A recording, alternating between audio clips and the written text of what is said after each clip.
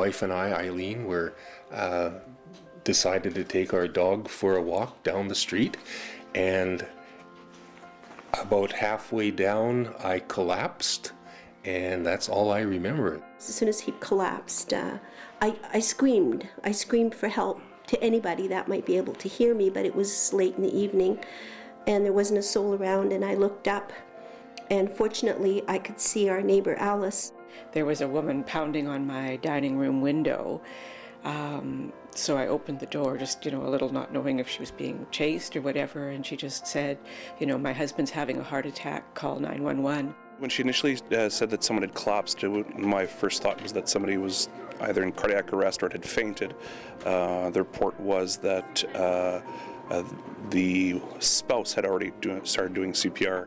When he collapsed, I think what happened was I went into the ABC right away.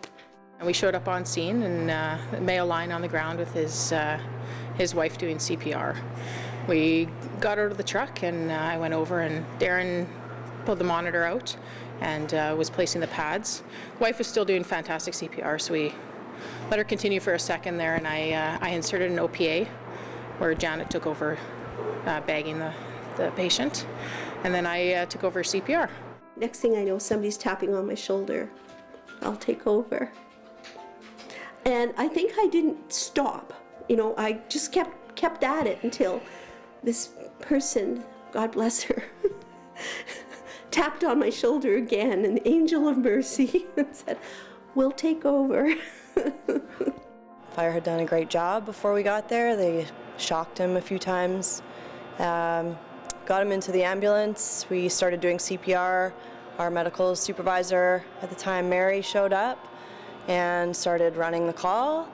We ended up shocking him 3 or 4 times on the way to the hospital. We were doing CPR. We started an IV, gave him different drugs as he was going in and out of different rhythms.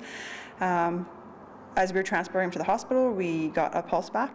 Well, the doctor said I was clinically dead for a few minutes. There was no pulse, and Eileen was the one who saved my life. His wife saved his life. If CPR wasn't done immediately, who knows what the outcome could have been. BLS saves lives.